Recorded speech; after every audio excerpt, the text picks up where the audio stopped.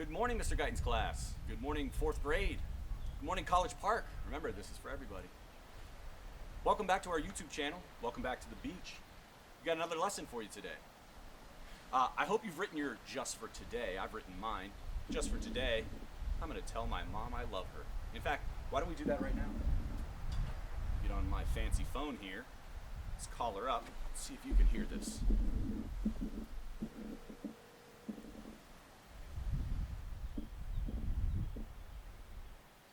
I think she's picking up. Hey, Mom. Yeah, hi, Chris. Hey, I just wanted to call and let you know that I love you. Oh, I love you too. All right, I will talk to you soon. Okay, love you. Bye. All right, love you too. Bye, Mom. Whew, that was an easy goal to accomplish. They don't have to be difficult. Something simple, something where you can set out, make it happen. Leave us a comment below and let us know what it is that you're going to be working on just for today. Remember, it should be different every day. I think I might think about it differently. That was a little too easy. Yeah, we got to stop messing around. Whoa, how did I do that? Oh, man. Guess I don't need these in here. Plus, it kind of hurt my nose. Welcome to our new classroom. What do you think? Looks pretty cool, right? I'm liking it. Oh, I got to show you this. So this flower right here was a gift from Ashley, Mr. Bigsby's class. And it was going to outgrow the little container that it was in. So I took this old container of jumbo paper clips, trombones, and I had Ashlyn and Twinkle design a little wrap for it. Check that out. Hopefully that's focusing there for you. That's beautiful. Anyway, it's going to stay with us. Keep us company. Oh, I've got something else to show you. So Montana, in my class, he brought in some seeds, some asparagus seeds. Check it out. While you guys were gone, they sprouted. We'll have to take care of those. Maybe we can plant them in the garden later on, a future episode. Who knows? We got Mr. Bigsby's ukulele. I'm going to learn how to play that thing. And then we got Stella by Starlight. A few sea creatures to keep us company. And of course, a new just for today. I figured the one I did earlier was a little too easy, so I decided I'm going to show you how to do the number of the day today. What do you think? Well, let's get started. So the first thing we need to do is to find our focus. Well, the best way to find our focus is to eliminate distractions. We're not going to be playing with him. We're not going to be using Mr. Sketch markers. No, we're not going to need to read. All we need are our supplies. We got our notebook and our... Ooh, what's this? Well, that's kind of fun. What were we doing again? Oh, that's right. We're eliminating distractions.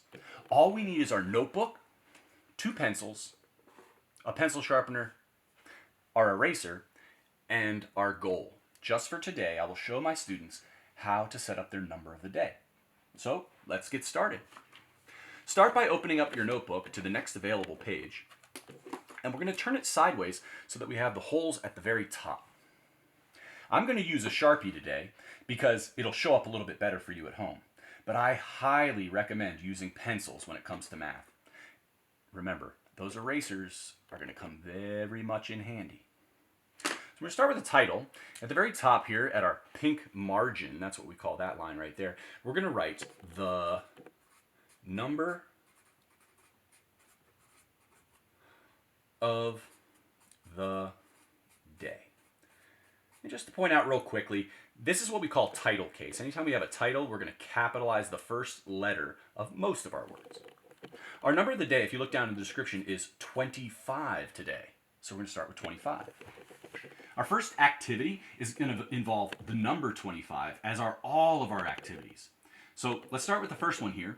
We have what's called odd and even. So I'm going to write the words odd and even. And I need to determine this number 25, whether or not it's odd or even. Some of you guys might be screaming at your computers right now saying, it's odd, and you're correct. But we always want to look to our ones place, so we underline it, and we write down what numbers in the ones place would make it odd, and that would be 1, 3, in this case 5, 7, or 9. Now, if a number is odd, that means that if we try to split into two groups, those groups will never be equal as long as we're dealing with integers. And those are whole numbers. As long as we're not getting into fractions, decimals, that kind of thing, our two groups are going to be uneven. On the other hand, if we have an even number here, 2, 4, 6, 8, or 0, then our number is going to be even. That means that we can split into two equal groups with our whole numbers. So I'm going to go ahead and circle odd for this one because we have a 5 in the ones place. And I'm going to move on to the next activity, which is prime and composite. So for prime and composite, this has to do with factors. Now, factors are numbers that we multiply to get this number here. Now, all numbers, all integers, have factors. So if we multiply 1 times 25, we get 25. All of them are going to have at least 1 times themselves. And if that's all they have, then they turn out to be prime numbers. However, 25 is not like that. 25, we can do 5 times 5. So because we have more than just 1 in itself, this is not going to be prime. It's going to be called composite. Composite. All right, moving on. We're going to fold the bottom of our paper on up to give us a little strip here between this top margin and the bottom of our page. This is going to give us another nice little guideline so that we can do the next set of activities. We're going to do our written form next, so we're just simply going to take the number 25 and write it out as words. It's really important that you know how to spell these words. It's very, very important to learn it early on, too, so you don't have to unlearn something that's incorrect. So there we go, 25.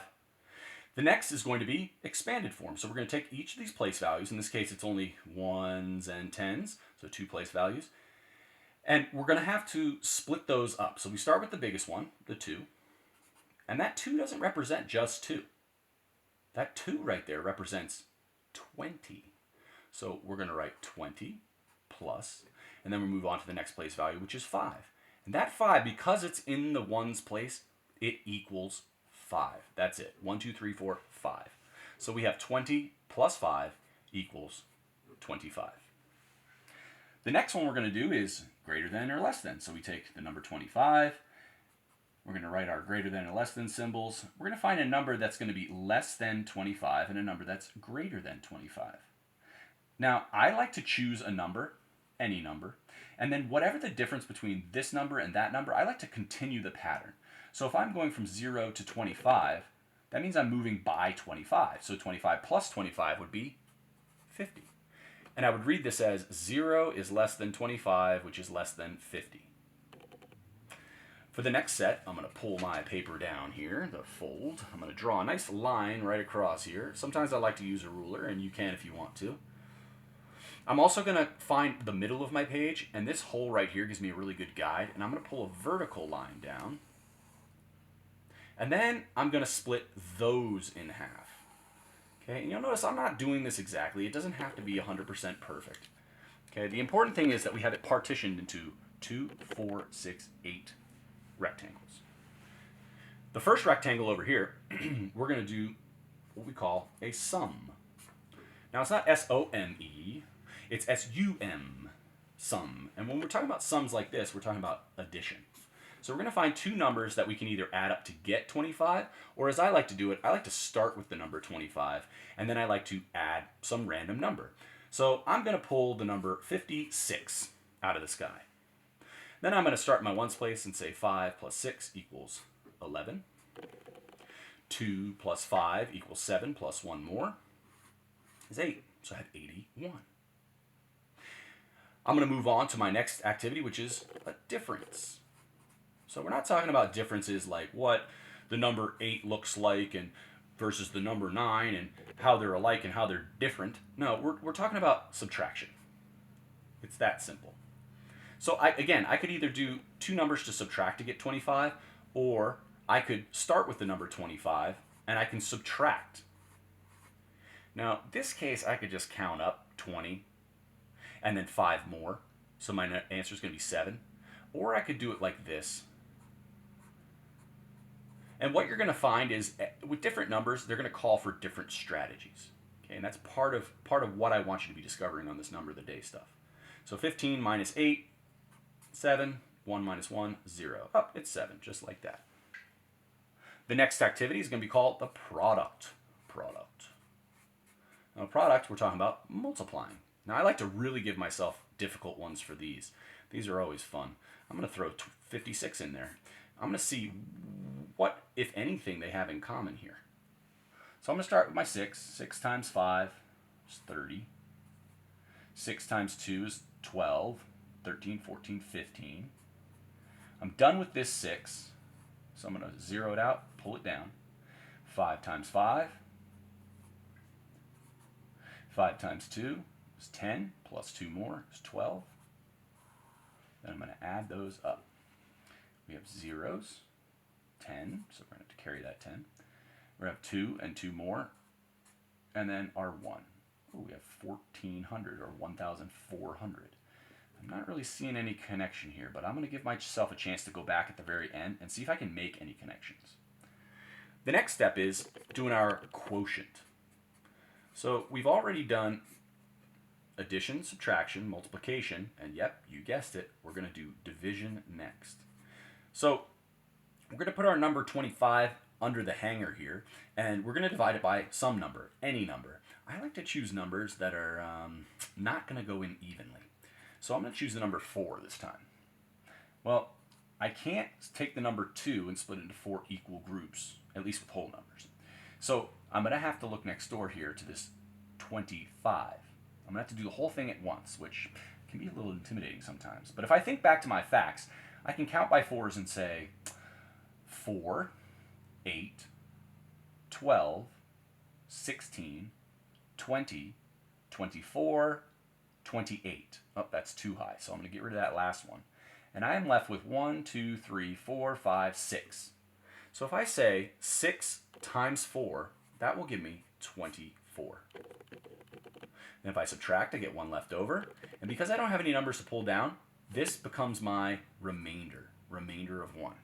In other words, if I were to take the number 25 and split it up into 4 equal groups, 1, 2, 3, 4, I'm going to end up with 6 in each group, but 6 times 4 is only 24, so I'm going to have one little guy left out to give me my 25. That's what I'm really doing here. Moving on, the next one we're going to do is rounding. So I'm going to start by drawing a little bell curve. I'm going to write my number of the day, which is 25, and I'm going to count up to the next group of 10. So if I go 26, 27, 28, 29, 30 is my next group of 10. And I can count down 24, 23, 22, 21, 20. So that's what's going to go on the end of my bell curve. I got 20 over here, I got 30 over here. Smack dab in the middle between 20 and 30 is going to be 25. So that actually simplifies things. That is my number of the day.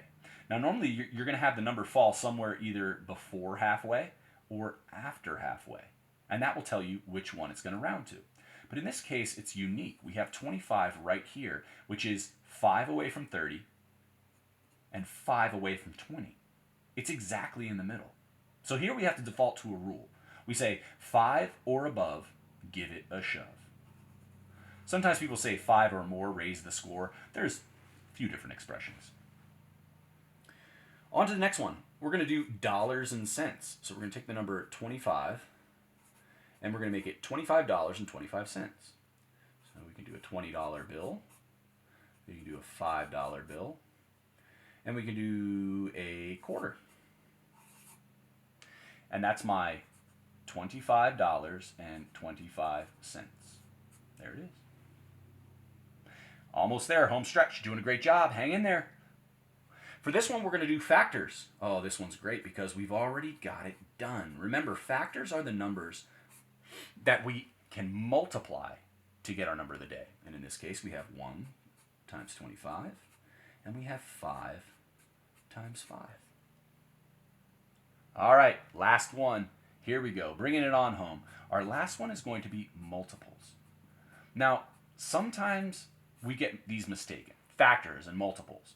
Factors are the numbers we multiply to get a number. Multiples, you can think about it like skip counting.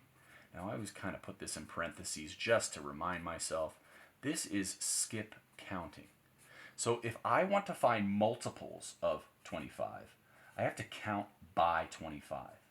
25 plus 25 is 50, plus 25 is 75, plus 25 is 100, and I like to keep going until I can establish a pattern. Anybody seen a pattern yet? I'm seeing a pattern. I'm seeing a pattern. Whoop. Get to the end of the page here, so I'm kind of slipping off. There we go. Do you see it?